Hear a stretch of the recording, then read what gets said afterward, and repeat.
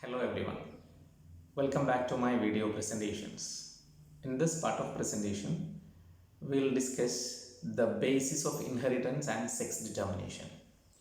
These are two basic concepts in genetic studies, right?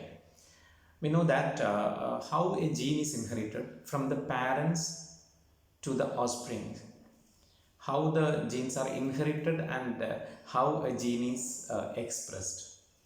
These questions need to be addressed in a proper way for a better understanding of various genetic studies, whether it be a genetic cross in Mendelian concept or it be a pedigree analysis in human genetics. Fine. So, we'll try to discuss how a gene is inherited from a parent or from one generation to the next generation.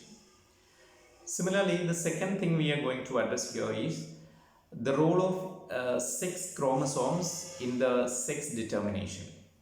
All right, we know that we are following the XXY system of sex determination in human population, human beings. So we know basically that if it is XX chromosome, then it will be a female, and if it is XY or at least one Y chromosome is there in the genetic system, that individual will be a male. All right. So how this inheritance occurs and how the sex chromosomes are inherited, that also we'll try to address. Right. So let's move to the presentation. We know that in a sexually reproducing organism, the process of sexual reproduction essentially begins from the formation of gametes. We know we have the male gametes and female gametes, right? We have the sperm as the male gamete and the egg as the female gamete in case of human beings. And these gametes are, since they are formed through a process of meiosis, which is a reductional division, the number of chromosomes would have reduced into n, right? From 2n to n through a meiotic division. And these two haploid cells, the gametes are haploid in nature. So these haploid cells will fuse together during the process of fertilization. That means the egg will be fertilized by the sperm. And this fertilization leads to the formation of zygote. And zygote will be 2n in number. That means there is a retrieval of the diploid system. Okay, and this zygote further develops into the new organism or into the new progeny. This is the basis of sexual reproduction in a sexually reproducing organism. How gametes are produced is the first question to be addressed. We know that gametes are produced in the sex organs, right, where we have the germ-line cells, and these germ-line cells will develop into the gametes by a process called meiosis. So this is the only site where we have a meiotic division for the cells. So suppose I am taking an example of a gamete which is having only a single chromosome, right, just for the explanation. And we know that in human beings we have 23 pairs of chromosomes. That means we have 46 DNA molecules, right? So in this example I am taking only one chromosome. That means chromosome number will be 1. Okay, so this gamete, suppose let's take this is a male gamete, this is a sperm. So this sperm would have developed from the germline cells or within the gonads of the male. This through a process of meiosis, this would have developed. All right, so definitely we know that the germline cell is diploid. It's not haploid. It is having the 2n chromosome set. That means for the single chromosome there will be 2 copies, right? There will be 2 copies for this particular chromosome. That's what's shown there, right? There are 2 chromosomes in the germline cell. So from there, after meiosis, before meiosis, before meiosis to commence, the cell usually go through DNA replication. So as the cell has undergone DNA replication in the S phase of cell division, there will be two copies each of the chromosome, right? That means if it is chromosome 2, the chromosome 2 will be present in 4 sets, right? There will be 4 DNA molecule, each are chromosome 2. Okay, so this will be the condition just before the meiosis. So once meiosis commences, what will happen? There is a division of this particular cell into 4 different progenies, right?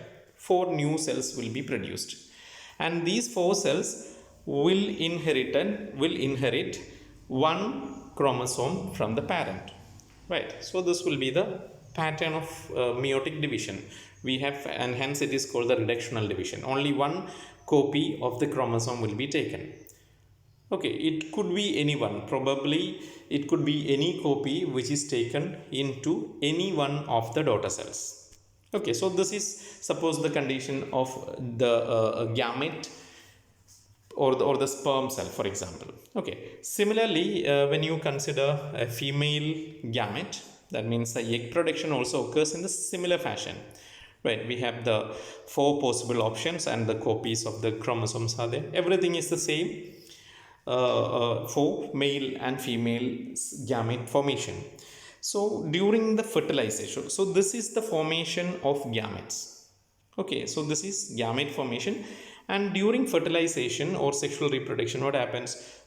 Any one of the any one gamete from the male or any one gamete from the female is usually combining together, or they are undergoing fertilization, right? And they fertilize to produce a diploid zygote, right? So the zygote will have 2 copies, and only 2 chromosomes are shown because it is not a replicated one. That's why only 2 copies of the chromosomes are shown there. When we have a closer look at the zygote formed, now we have the 2 chromosomes, right? That means each copy of the chromosome from each of the parent. We have the copy from the male and copy from the female parent, right? So suppose the male chromosome or the male character is capital A, small b, small c, and the female character is capital A, capital B, and small c. Suppose this was the character of the male and female parents, then what will be the character of the progeny, or what will be the possible character in the progeny? So it will be like capital A, capital B, and small c, right? So this will be the very basic concept in the expression pattern. Definitely there will be certain variations, and there are various factors which are controlling the gene expression and character expression of an individual. The newly produced progeny will have this will be the chromosomal or the genotypic setup in the newly produced individual, right? So of these we know the capital A both are for the same is the locus for the same gene. That means for the gene A there are 2 copies for gene A, and for gene B also we have 2 copies.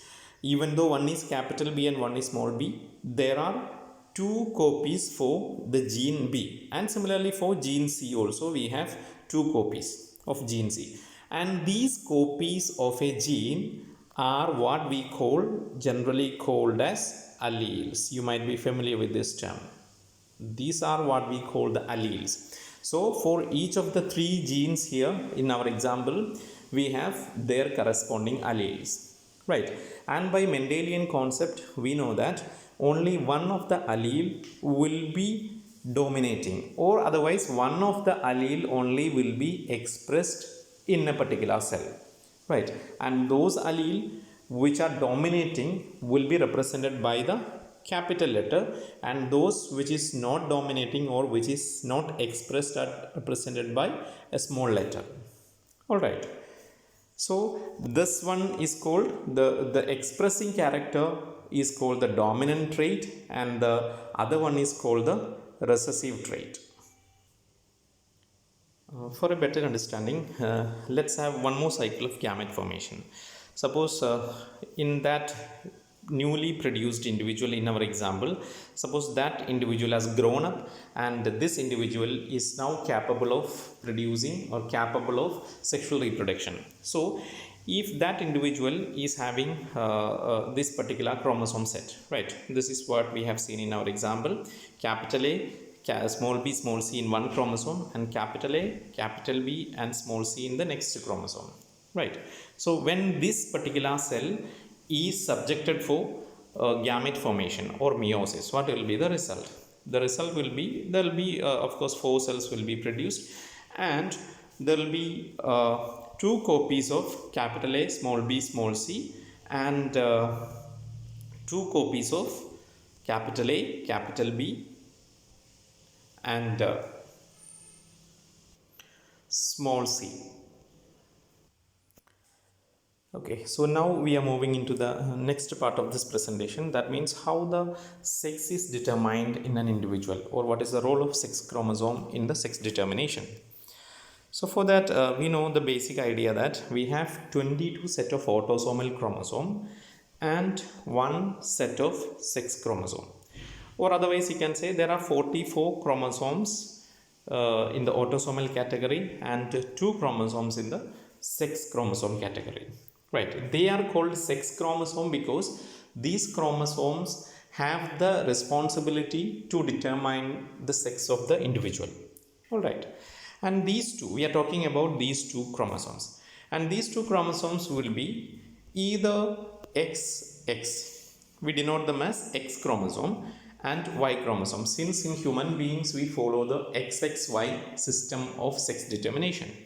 So if the individual and there is another possibility that XY, right, if the individual or the new progeny is having XX as the sex chromosome, then this individual will be growing or developing as a female.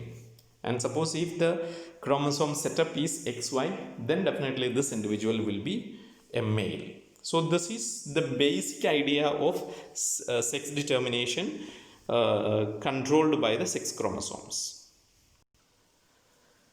The mechanism of gamete formation, everything will be applicable to the sex chromosomes also, because these sex chromosomes are also present inside the cell, inside the nucleus, along with all the other 22 autosomal chromosomes. All right, but when we have a closer look at the sex chromosomes distribution, we can easily understand how a male is produced or how a female is produced. So here this circle represents the female and the square represents the male. Okay, so the male will have one X and one Y chromosome, only then it will be a male, and the female, definitely there will be 2 X chromosome. It is determines the female character, right? So these are the parents. So these parents will produce the gametes just for the other chromosome, just for the autosomal chromosomes. Here also they will produce the gametes, and these gametes will fuse together and you will get 2 possible progenies. Either it will be a female or it will be a male, right? And how the progeny becomes a male? The only possibility for becoming or getting a male progeny is that the Y is inherited from the father. Only if the Y chromosome has inherited from the male gamete, only then the zygote will be developing into a male individual, right? And the second sex chromosome is the X, and X will be inherited from the mother. Okay, so in that case the individual will be a male. In the other situation, if it is a female, one sex chromosome will be inherited from the mother, that will be definitely X, and the other sex chromosome also will be X since it's a female, but that will be inherited from the father. So this will be the condition for the development of a female and a male organism during sexual reproduction. By this we are winding up this presentation. So I believe this will give you give you an idea how the genes are inherited and how the sex determination occurs in a sexually reproducing organism. All right. So thank you for listening and do your reference. Thank you for watching.